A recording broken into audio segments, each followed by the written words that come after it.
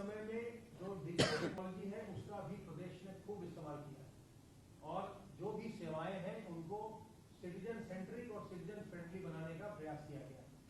जो आप जांचें करवाते हैं उसके लिए आप जांच के आपके घर के आसपास कौन सा केंद्र है वो आप मेरा कोविड केंद्र ऐप डाउनलोड करके आप मालूम कर सकते हैं कि कहां पर जाकर हम आप निःशुल्क जांच करवा सकते हैं। ऐसे ही जब आप जांच करवाते हैं आप अपने घर बैठे अपने फोन पर जब वो रिजल्ट अपलोड हो जाता है तो आप स्वास्थ्य विभाग के वेबसाइट पर जाकर अपने फोन पर आप देख सकते हैं कि आपका टेस्ट का रिजल्ट पॉजिटिव आया है कि निगेटिव आया है। हमारे पोर्टल पर हर जानकारी उपलब्ध होती है जिससे हम रोज आप लोगों को विश्लेषण कर पाते हैं। इसी प्रकार से इस पीरियड में संक्रमण के काल में प्रदेश के लोगों ने ई संजीवनी पोर्टल का, जिस पर घर बैठे डॉक्टरों की सलाह वीडियो कॉलिंग से प्राप्त की जा सकती है, ये भारत सरकार का पोर्टल है, इसका बहुत उपयोग किया है। और आप सबों से मेरा अनुरोध होगा कि आप इसको जनता के बीच में और ज्यादा ले जाएं कि ई संजीवनी पोर्टल का घर बैठे इस्तेमाल करें और बाहर जाना न पड़े मामूली परामर्श के। जो भी इलाज होता है सरकारी अस्पतालों में कोविड का वो बिल्कुल निःशुल्क है, चाहे उसमें जितनी भी महंगी जांचें करानी पड़े, जितनी भी महंगी दवाएं हो, रेमडेसिविर हो और कोई भी दवा हो, सब बिल्कुल निःशुल्क। और इतना ही नहीं, जो प्राइवेट मेडिकल कॉलेज है उनमें भी जो मरीज भर्ती होते हैं उन सब के व्यय का वहन कोविड मरीजों का राज्य सरकार करती है। 2020 में जब लॉकडाउन के पीरियड में लोग लौट रहे थे, लगभग 40 लाख प्रवासी लौट कर आए थे और उन सब का माननीय मुख्यमंत्री जी के निर्देश पर जनपदों में इसमें बहुत अच्छा कार्य हुआ। सबों को सम्मानजनक ढंग से राशन की किट देकर घर पहुंचाया गया, सबों की जांच की गई, उनका होम क्वारंटाइन करवाया गया, जिससे ग्रामीण क्षेत्र में संक्रमण नहीं फैलने पाया। कम्युनिटी सर्वेलेंस का ये अनूठा उपयोग था। और जैसा मैंने शुरू में आपसे निवेदन किया था कि जो ग्राम निगरानी समितियां और मोहल्ला निगरानी समिति बनी, निगरानी समितियां, उनसे कम्युनिटी सर्वेलेंस किया गया और संक्रमण को नियंत्रित किया गया। इसमें आप लोगों की भागीदारी भी बहुत ही महत्वपूर्ण थी। शहरी क्षेत्र में प्रत्येक महत्वपूर्ण कार्यालय और प्रतिष्ठान में कोविड हेल्प डेस्क बनाए गए हैं, जहां पर इंफ्रारेड थर्मोमीटर और पल्स ऑक्सीमीटर होता है, जिससे लोगों का, जो भी लोग वहां आते हैं उनकी जांच की जाती है। अगर लक्षण युक्त है, टेम्परेचर बढ़ा हुआ है तो तत्काल उनको जांच कराने की सलाह दी जाती है। इसी पीरियड में, इसी अवधि में आशा और आंगनबाड़ी कार्यकर्तियों के द्वारा भी, कार्यकर्तियों के द्वारा बहुत ही अच्छा कार्य किया गया। उन्होंने घर घर जाकर के लोगों में जागरूकता फैलाई इस बीमारी के बारे में, इसके बचाव के तरीके के बारे में, और उन्होंने लक्षण युक्त लोगों की पहचान भी की। हॉस्पिटल बेड्स के बारे में आपसे निवेदन कर चुका हूं। यहां जो प्रयोग किया गया L1, L2, L3 के हॉस्पिटल बनाने का, बाद में भारत सरकार ने भी जब पूरे देश के लिए गाइडलाइन जारी किया तो उन्होंने भी त्रिस्तरीय व्यवस्था वहां से भी जारी की। जो हम लोगों ने L1, L2, L3 बनाया था, इसी प्रकार की त्रिस्तरीय व्यवस्था वहां से भी जारी की गई और 1.5 लाख से अधिक बेड का निर्माण किया गया था, उसकी व्यवस्था की गई थी। अब जब से होम आइसोलेशन की व्यवस्था हो गई है जुलाई 2020 से, तब हमारा ध्यान केंद्रित है L2 और L3 पर, जिसमें कि ऑक्सीजन के बेड्स और वेंटिलेटर और हाई फ्लो नेजल कैनुला इत्यादि उपलब्ध होते हैं। हम उन पर ज्यादा ध्यान केंद्रित कर रहे हैं।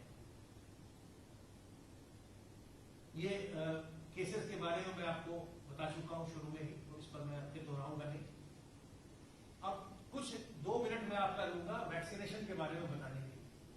कोविड के का जो है इस समय टीकाकरण का कार्य चल रहा है और 2 प्रकार की वैक्सीन लगाई जा रही है। दोनों ही अपने देश में बनी हुई वैक्सीन है, एक कोविशील्ड है, एक कोवैक्सीन है। दोनों ही वैक्सीन बहुत ही प्रभावकारी है, दोनों ही वैक्सीन सुरक्षित है और हम लगातार इसको वैक्सीनेशन का कार्य कर रहे हैं।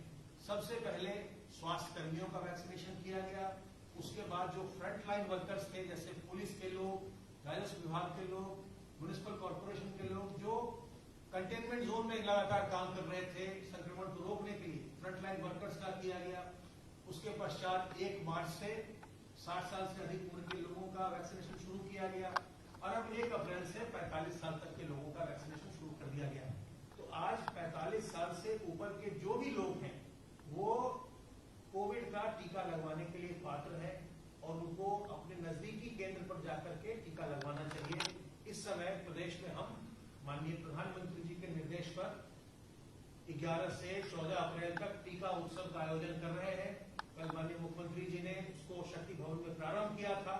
अब हम टीकाकरण का कार्य जो सरकारी कार्यालय है उनमें भी जाके कर रहे हैं और जो प्राइवेट हॉस्पिटल करते हैं वो जो प्राइवेट प्रतिष्ठान है वहां पर भी जाके वो कर सकेंगे। सोमवार से शनिवार तक सभी सरकारी अस्पतालों में पीएचसी तक और कुछ हेल्थ एंड वेलनेस सेंटर तक टीकाकरण का कार्य लगातार होता है। अब तक हम 75,76,365 लोगों को पहली डोज दे चुके हैं और इनमें से हम 12,70,343 लोगों को दूसरी डोज भी दे चुके हैं। अब तक कुल मिलाकर 88,46,608 डोजेज दी जा चुकी हैं और टीकाकरण का जो कार्य है ये जब आप 2 डोज ले लेते हैं तभी आप पूर्ण रूप से सुरक्षित होते हैं। अगर आप 1 डोज लेकर के दूसरी डोज नहीं लेंगे तो आपका जो पहला डोज दिया हुआ है वो भी बहुत कारगर नहीं होगा। तो ये जो है ये टीकाकरण बहुत ही आवश्यक है और आपके माध्यम से हम लोग ये चाहेंगे कि सभी लोग जो भी आपके वार्ड के हैं, जो भी आपके क्षेत्र में आते हैं, सभी जो एलिजिबल लोग हैं, अर्ह लोग हैं, उनका टीकाकरण अवश्य हो जाए। टीकाकरण का कार्य हमारा निरंतर चल रहा है और हम प्रतिदिन 3 से 4 लाख करते हैं। इसको हम और बढ़ाएंगे। 5 अप्रैल को हम लोगों ने एक दिन में 5 लाख से अधिक लोगों का टीकाकरण किया था और इसको और अधिक बढ़ाएंगे। तो आप सबों से मेरा निवेदन है कि टीकाकरण के इस महायज्ञ में आप भी अपना सहयोग करें। मैं आप सबों का बहुत बहुत आभार व्यक्त करता हूं और माननीय राज्यपाल महोदया का और माननीय मुख्यमंत्री जी का आभारी हूं कि आपने मुझे यह अवसर दिया।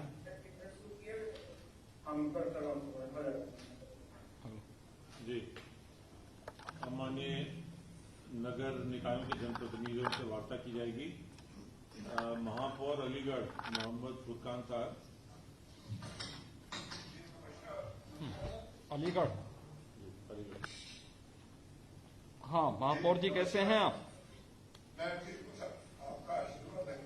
कैसे चल रहा है नगर निगम अलीगढ़ ने क्या कार्य योजना बनाई है इसके बारे में? कोरोना से लड़ने के लिए क्या किसी कार्य योजना पे आप लोग कार्य कर रहे हैं? बहुत अच्छा कर रहे हैं। मैं बताता हूँ आपको। हाँ जी। माननीय मुख्यमंत्री जी हमारे यहाँ जो कंट्रोल सेंटर बने हुए हैं, एक मेडिकल में है और एक हमारा 3-4 हॉस्पिटल है। ये 2 मेन है हमारे।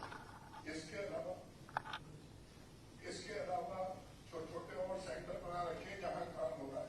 हमारे 3,000 से 4,000 तक वो टेस्ट हो रहे हैं और अलीगढ़ अपनी जगह मैं समझता हूँ, जैसे आप बेहतर जानते होंगे, अलीगढ़ में और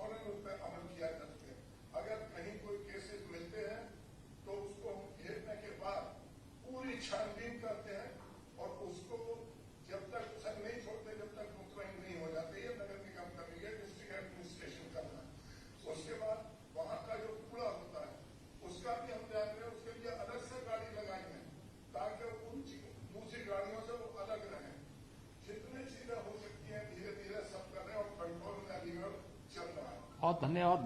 बहुत अच्छा काम कर रहे हैं आप। क्या ये टीकाकरण के बारे में भी वहां पे आप लोगों के द्वारा रुचि ली जा रही है?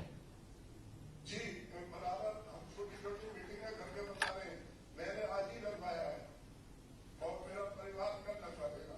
ठीक है, इसी तरह से हमने थोड़े थोड़े इलाकों में बैठा रहे हैं, लोगों को समझा रहे हैं और मुझे उम्मीद है कि उसका अच्छा असर होगा। सब लोग तैयार हो रहे हैं, धीरे धीरे लोगों की समझ में आ रही है कि ये दूसरी बात की जो बीमारी है ये बहुत सख्त बीमारी है और लोग डरे जो रहते हैं उनको हम ये भी बता रहे हैं कि अगर आप ऐसा करते हैं और ये वैक्सीन लगवा देते हैं तो अगर किसी वजह से आप बीमार होते हैं तो बराए काम बीमार होंगे, कोई रिएक्शन बहुत बड़ा नहीं होगा। सबसे बड़ा फायदा इसका ये होगा। बहुत अच्छा है, आपको हम समझा रहे हैं। बहुत अच्छा कर रहे हैं आप। बहुत धन्यवाद आपको मेयर साहब, बहुत धन्यवाद। महापौर वाराणसी श्रीमती मृदुला जायसवाल जी। नमस्कार। हाँ नमस्ते। नमस्कार। नमस्ते। नमस्कार। क्या मृदुला जी क्या कर रही हैं आप लोग वाराणसी में? नगर निगम क्या कर रहा है? नगर निगम के स्तर पर कोरोना के खिलाफ जो देश की लड़ाई चल रही है, इसमें क्या नगर निगम भी सहभागी बन रहा है? शहर की सबसे बड़ी इकाई है नगर निगम, वो अपना पूरा कर्तव्य निभा रही है। अभी आपने समीक्षा की थी 9 तारीख को आके। हाँ। जो भी दिशा निर्देश आपने दिया था उस पर हम लोग युद्ध स्तर से काम कर रहे हैं। हाँ। सैनिटाइजेशन का काम हम लोग का बहुत अच्छा चल रहा है। हर एक कंटेनमेंट जोन में हम लोग बैरिकेडिंग का भी काम कर रहे हैं। इसके साथ साथ अवेयरनेस भी फैला रहे हैं चारों तरफ।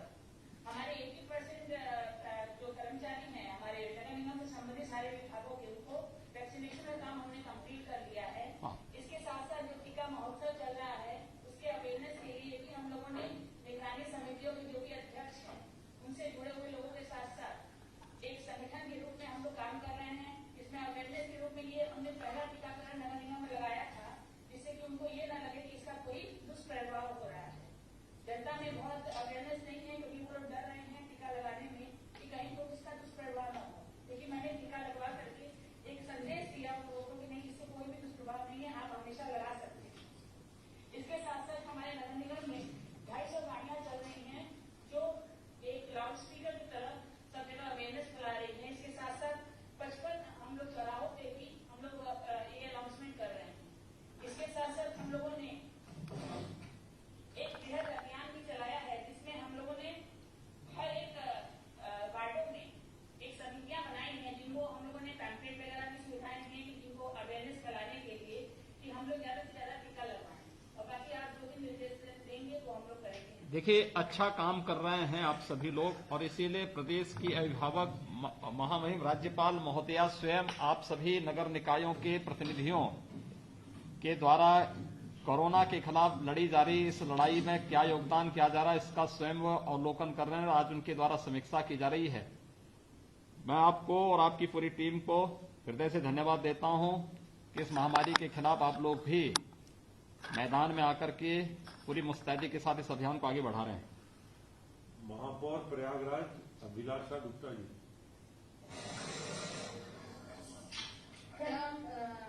मुख्यमंत्री जी। हाँ नमस्ते, कैसे हैं आप? बढ़िया है। हाँ बताइए, क्या चल रहा है प्रयागराज में, क्या कर रहे हैं आप लोग?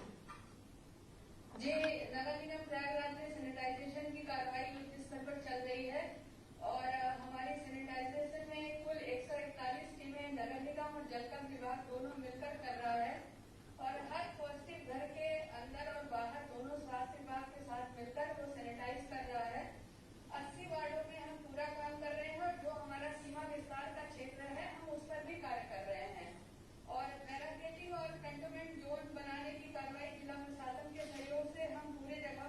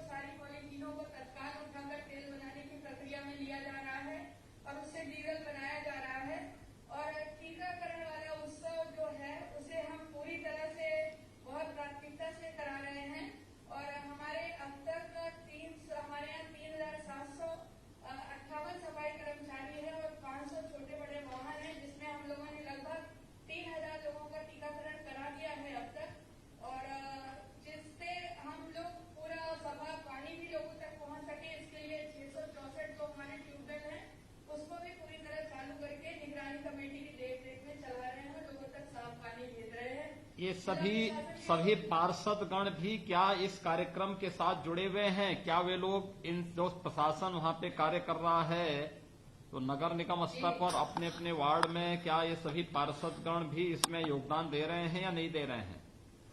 जी बिल्कुल दे रहे हैं। वो हमारी जो मोहल्ला निगरानी कमेटी है उसमें हमारे पार्षदगण भी जुड़े हैं और पूरी तरह सहयोग दे रहे हैं। 70% हमारे पार्षदगण बहुत बेहतर काम कर रहे हैं। 10% कुछ अलग तरह के रहते हैं तो उनसे हम कोशिश कर रहे हैं कि वहाँ जो हमारे अपने लोग हैं उनसे हम काम ले सकें, लेकिन 70% हमारे पार्षद चलिए, बहुत बहुत धन्यवाद सैनिटाइज करा रहे हैं। महापौर जी, बहुत बहुत धन्यवाद। सर, ये महापौर सहारनपुर श्री संजीव वालिया जी। सहारनपुर। हाँ नमस्ते संजीव जी, कैसे हैं? नमस्ते। आशीर्वाद है जी आपका।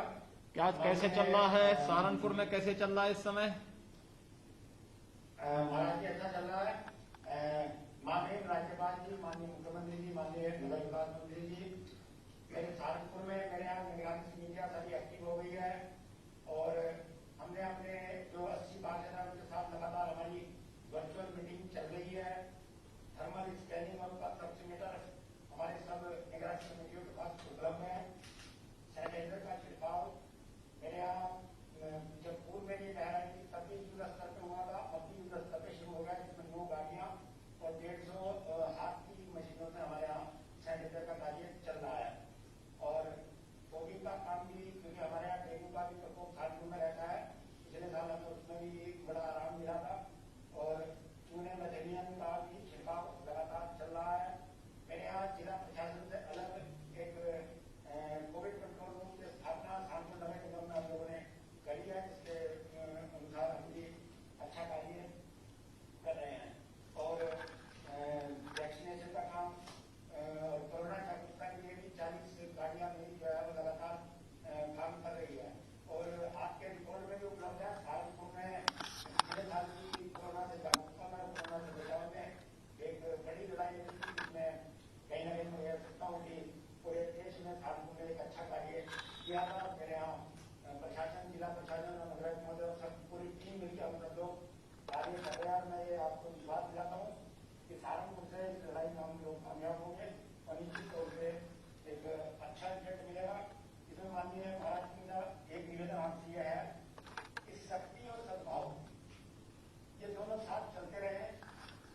शक्ति भी जरूर हो, लेकिन उसके साथ साथ सहजता के साथ प्रशासन, पुलिस अगर चलती रहेगी तो हम इस लड़ाई को लंबी टीकाकरण के लिए क्या चल रहा है आपके यहाँ? टीकाकरण के कार्यक्रम में क्या सभी लोग योगदान दे रहे हैं? सभी योगदान दे रहे हैं। हमारे यहाँ 73 टीका केंद्र है जहाँ पर टीके का कार्य चल रहा है और सभी लोग, सभी राजनीतिक दल, सभी धर्मगुरु, सभी पंथ जाति और सब लोग आपसी सद्भाव के साथ मैं कह सकता हूँ इस लड़ाई को लड़ रहे हैं। और इसके लिए मैं सभी राजनीतिक दलों का, सभी धर्मगुरुओं का, पूरे शांति के सभी व्यक्तियों का बहुत आभारी हूँ कि सब लोग मिलकर इस लड़ाई को हम लोग लड़ रहे हैं। धन्यवाद जी, बहुत बहुत धन्यवाद। ये अध्यक्ष नगर पालिका देवरिया सुश्री अलका जी। परम आदरणीय राज्यपाल जी, परम आदरणीय मुख्यमंत्री जी, आदरणीय मंत्री जी को मेरा सादर प्रणाम है। हाँ, देवरिया में क्या चल रहा है आपका, क्या कार्यक्रम कर रहे हैं आप लोग देवरिया में? जी, देवरिया में निगरानी समिति 2500 वार्ड में बनाई गई है, जिसे शाम के 5 बजे सारी समितियों से समीक्षा की जाती है। अगर बाहर से कोई प्रवासी आता है तो तुरंत जानकारी निगरानी समिति द्वारा जिलाधिकारी जी के उपलब्ध कराई जाती है। और साथ ही साथ अगर कोई कोरोना पॉजिटिव पाया जाता है तो उसके घर के सामने बैनर से चस्पा कर दिया जाता है और उसके कूड़े को सैनिटाइज करके ही उठाने की प्रक्रिया देवरिया नगर पालिका कर रही है। और स्वच्छता और सैनिटाइजेशन की कोई कार्रवाई चल रही है? क्योंकि सोडियम हाइपोक्लोराइड घोल का छिड़काव पूरे नगर में होना चाहिए, क्या ये सब निरंतर चल रहा है वहाँ पे? जी हाँ, सैनिटाइजर हमारी 2 बड़ी मशीनें हैं जिससे कि हमेशा सैनिटाइज किया जा रहा है और 2500 वार्ड में मैन्युअली रोज ही सैनिटाइज किया जा रहा है। जहाँ दुकानें हैं और बड़े मॉल हैं या भीड़ भाड़ जगह पे सैनिटाइज मशीन जाती है। और इसके अलावा भी डोर टू डोर जो कूड़े की गाड़ी हमारे 2500 वार्ड में चलती है, उसके माध्यम से कोविड-19 का पूरे जोर टीकाकरण के कार्यक्रम में भी क्या आप लोगों ने जनता से इसके बारे में, इस कार्यक्रम के साथ जुड़ने के लिए सभी चेयरमैन, सभी पार्षदगण, क्या पब्लिक से इसके कार्यक्रम के साथ जुड़ने के लिए क्या कोई आह्वान, कोई कार्यक्रम, किसी आयोजन के साथ आप जुड़े हैं? जी हाँ, इसके भीड़भाड़ इलाकों में जैसे बाजार हुए, बस स्टेशन हुए, रेलवे स्टेशन और मोहल्ले में माइक के द्वारा ये प्रचार प्रसार कराया जा रहा है कि टीकाकरण अवश्य लगाएं, टीके से ही हमें बचाव है। और अधिकतर हमारे नगर पालिका में जितने भी हमारे कर्मचारी हैं, 80% लोगों का प्रथम डोज लग चुका है और 20% अभी प्रक्रिया में है, जो आज से कल के इस टीकाकरण उत्सव में पूरे हो जाएंगे। मोहल्ले वाइज की जो निगरानी समिति है, उनके द्वारा माननीय पार्षदों के द्वारा जागृत कराया जा रहा है और उनके माध्यम से ही चिकित्सालयों में उनके टीकाकरण का रजिस्ट्रेशन। चलिए, बहुत बहुत धन्यवाद, बहुत बहुत धन्यवाद जी, धन्यवाद। अध्यक्ष नगर पंचायत भरत मथुरा। नमस्ते जी। कैसे चल रहा है आपके मथुरा में, फरा में क्या कर रहे हैं आप लोग? फरे में हम बहुत अच्छे तरीके से सैनिटाइजिंग और डोर टू डोर जो कूड़ा उठाते हैं, हमारे लिए ई रिक्शा चलते हैं। 10 वार्ड है हमारे यहाँ, 10 वार्डों में 5 रिक्शे चलते हैं। उनसे सुबह, दोपहर और शाम उनसे प्रचार प्रसार करा रहे हैं कि अपना वैक्सीनेशन भी कराएं और साथ में सुरक्षित भी रहें, मास्क भी पहने इत्यादि जो गाइडलाइन है कोविड की, उन सबका पालन पूरी शक्ति से और पूरे मनोयोग से कराया जा रहा है। ये सभी पार्षदगण और सभी कर्मचारी जो आपके नगर पंचायत के हैं, क्या ये सभी लोग इसमें योगदान दे रहे हैं? जी बिल्कुल, पूरे मनोयोग से सभी कर्मचारियों का भी वैक्सीनेशन हो चुका है। 45 से ऊपर के जो लोग हैं बहुतायत में, उन्होंने वैक्सीनेशन कराया है। बहुत अच्छी संख्या में लोग CSC भरत में वैक्सीनेशन कराने के लिए स्वयं जा रहे हैं और हमारा भी पूरा प्रचार प्रसार पूरे तन्मयता के साथ में किया जा रहा है। चलिए, बहुत बहुत धन्यवाद। मैं माननीय मुख्यमंत्री जी से अनुरोध करूंगा कि सभी को संबोधित करने का कष्ट करें। स्थानीय निकाय प्रतिनिधियों के साथ प्रदेश की आदरणीय राज्यपाल महोदय की आज के संवाद के कार्यक्रम में पूरे प्रदेशवासियों का मार्गदर्शन करने के लिए हमारे साथ जुड़ी प्रदेश की महामहिम राज्यपाल श्रीमती आनंदीबेन पटेल जी,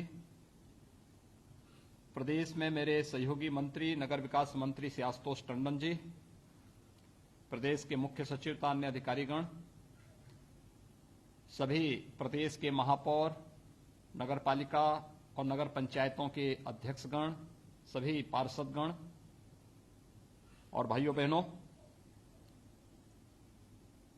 वैश्विक महामारी कोरोना के खिलाफ देश की लड़ाई को मजबूती से आगे बढ़ाने के लिए आदरणीय प्रधानमंत्री मोदी जी के नेतृत्व में विगत 1 वर्ष से ये लड़ाई सफलतापूर्वक आगे बढ़ रही है। भारत की इस लड़ाई को विजयी बनाने में यूपी की बड़ी भूमिका हो सकती है और मुझे प्रसन्नता है कि आदरणीय प्रधानमंत्री जी के मार्गदर्शन में उत्तर प्रदेश ने अपनी भूमिका को अब तक कुशलतापूर्वक निर्वहन किया है। लेकिन इस सब के बावजूद कोरोना की जो दूसरी लहर आई है, या पहले से ज्यादा तीव्र और ज्यादा खतरनाक स्थिति इसमें देखने को मिल रही है। आपके सामने विगत 1 वर्ष के देश और दुनिया के प्रेजेंटेशन को प्रस्तुत किया गया। देश के अंदर उत्तर प्रदेश ने क्या उपलब्धियां हासिल की थी, हमारे सामने क्या चुनौतियां हैं, इन सब को लेकर के अभी अपर मुख्य सचिव स्वास्थ्य ने आपके सामने एक प्रस्तुतिकरण भी प्रस्तुत किया। लेकिन ये लड़ाई केवल सरकार की लड़ाई नहीं है, ये लड़ाई आम नागरिक की है, मानवता को बचाने की लड़ाई है। और हमारा सौभाग्य है कि प्रधानमंत्री मोदी जी का एक नेतृत्व, यशस्वी नेतृत्व हम सबको प्राप्त हो रहा है। इसलिए इसमें हर एक स्तर के जनप्रतिनिधियों की भूमिका और उनकी सक्रिय योगदान अत्यंत महत्वपूर्ण है। लेकिन सेकंड स्टैंड में हमें सबसे पहले बचाव पर ध्यान देना होगा। स्वयं का बचाव करते हुए अगर हम अन्यों के बचाव के लिए उपाय कर सकेंगे तो मानवता की बहुत बड़ी सेवा होगी। इसी देश से मेरा आप सबसे अपील होगा कि सबसे पहले हम कोरोना का जो प्रोटोकॉल है इसका पालन करें, अनिवार्य रूप से पालन करें, क्योंकि कल से और परसों से कुछ पर्व और त्योहार आ रहे हैं। कल से वासंतिक नवरात्रि आ रही है। वासंतिक नवरात्रि में देवी मंदिरों में भीड़ होती है, जागरण के कार्यक्रम होते हैं, रामनवमी का आयोजन होता है और भी कार्यक्रम होते हैं। परसों से रमजान का कार्यक्रम भी है। ये सभी जो आयोजन होंगे, हर हाल में भीड़ से बचना, कोविड-19 के प्रोटोकॉल का पालन करना, धर्मस्थलों पर जो निर्धारित संख्या है उससे ज्यादा एक समय में न जाए, भीड़ भाड़ न हो, और जो भी शासन ने पहले से व्यवस्था दी है उसका पालन अगर हम कर पाएंगे और उसमें योगदान दे पाएंगे तो एक अच्छी स्थिति होगी। नगरीय क्षेत्रों में संक्रमण ज्यादा है और इसलिए आप सभी नगर निकायों से जुड़े हुए महापौर, चेयरमैन, पार्षदों की भूमिका बड़ी महत्वपूर्ण होगी। कंटेनमेंट जोन, आप सब जानते हैं इस समय पंचायत चुनाव भी चल रहे हैं और प्रशासन और हमारी पुलिस ज्यादातर पंचायत चुनाव में व्यस्त है। इसलिए मेरा आपसे आग्रह होगा कि नगरीय क्षेत्रों में जहां पर भी कंटेनमेंट जोन बने हैं, ये वे क्षेत्र हैं जहां पे संक्रमण ज्यादा है। कंटेनमेंट जोन को सफलतापूर्वक लागू करने के लिए सिविल डिफेंस, एनसीसी, एनएसएस या फिर स्वयंसेवी संगठनों की जो भूमिका है, पार्षद आदि भी इसमें योगदान दे सकते हैं। स्वयं का बचाव करते हुए मास्क और ग्लव्स का इस्तेमाल करते हुए इन कार्यक्रमों को आगे बढ़ाना, निगरानी समितियों को सक्रिय करते हुए प्रत्येक निगरानी समिति के पास infrared thermometer, pulse oximeter, sanitiser देकर के लोगों में एक अवेयरनेस पैदा करना। बाहर से आने वाले सभी जो भी लोग हैं या जो संक्रमित हैं उनका कॉन्टैक्ट ट्रेसिंग और फिर उनका 100% टेस्टिंग की दिशा में उसको आगे बढ़ाने की कार्रवाई करना। स्वच्छता और सैनिटाइजेशन को तेजी के साथ आगे बढ़ाने में योगदान देना, जिसमें सोडियम हाइपोक्लोराइड घोल के सैनिटाइजेशन के साथ ही ब्लीचिंग पाउडर, मेलाथियान डस्ट, चूना आदि के छिड़काव की कार्रवाई को तेजी के साथ आगे बढ़ाना, क्योंकि ये केवल हमारे लिए कोरोना के संक्रमण को ही रोकने के लिए नहीं योगदान देगा, बल्कि बरसात में डेंगू, इंसेफ्लाइटिस, मलेरिया और अन्य विषाणु जनित तमाम उन रोगों से भी बचाव में इसकी बड़ी भूमिका होती है। हम अभी से इस कार्य योजना को लेकर के आगे बढ़ेंगे तो इसका बहुत बड़ा कार्य हो सकता है। शुद्ध पेयजल और स्ट्रीट लाइट की व्यवस्था को दुरुस्त रखना, इसके साथ ही मास्क, सोशल डिस्टेंसिंग और ग्लव्स के इस्तेमाल के लिए लोगों को प्रेरित करना।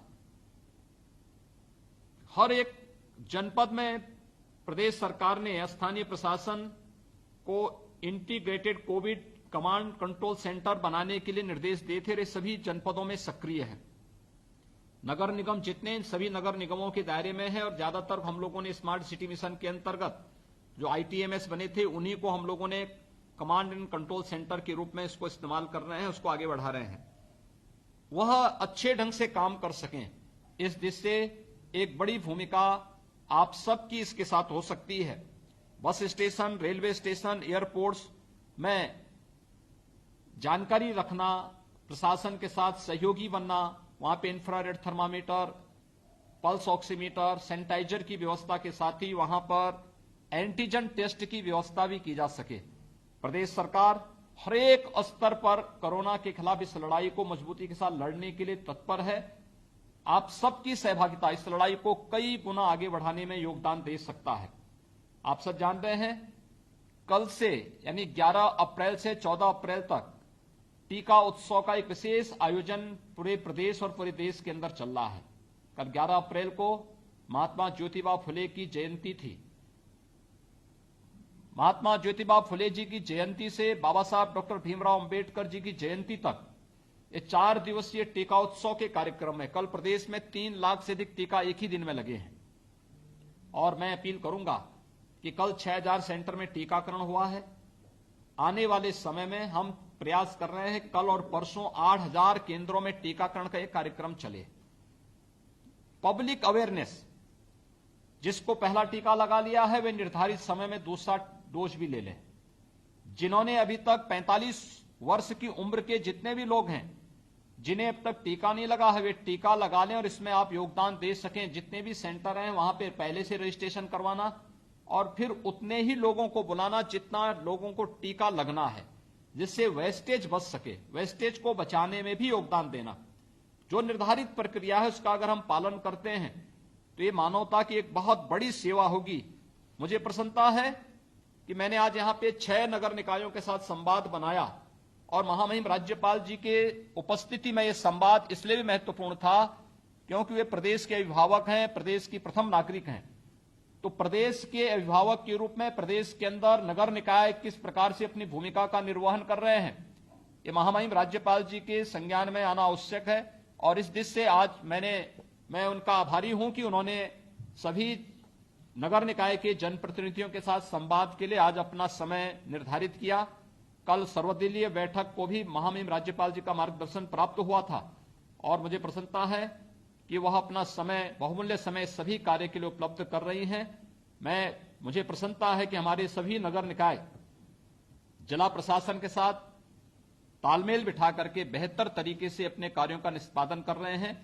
मुझे विश्वास है जो बातें यहां पर अभी विभिन्न नगर निकायों ने बताई हैं, सभी नगर निगम, नगर पालिका, नगर पंचायतें और सभी जनप्रतिनिधिगण उसका अनुपालन करते हुए कोरोना के खिलाफ देश की इस लड़ाई को मजबूती के साथ आगे बढ़ाने में अपना योगदान देंगे, जिससे कोरोना हारेगा, देश जीतेगा और इसको हम मजबूती से आगे बढ़ाने में अपना योगदान दे सकेंगे तो ये मानवता की एक बहुत बड़ी सेवा होगी।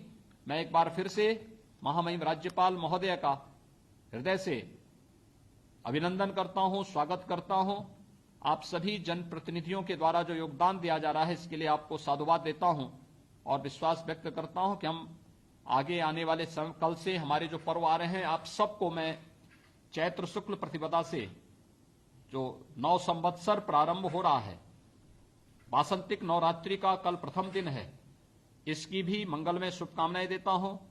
रमजान परसों से प्रारंभ हो रहा है, इसकी भी मंगलमय शुभकामनाएं देता हूं और विश्वास व्यक्त करता हूं कि हम कोरोना प्रोटोकॉल का पालन करते हुए पर्व और त्योहारों को शांतिपूर्ण, सौहार्दपूर्ण तरीके से संपन्न करने में अपना योगदान देंगे। आप सबको बहुत बहुत धन्यवाद। मैं अब आदरणीय महामहिम श्री राज्यपाल जी से अनुरोध करूंगा कि अपने आशीर्वचन से हमको अनुग्रहित करें।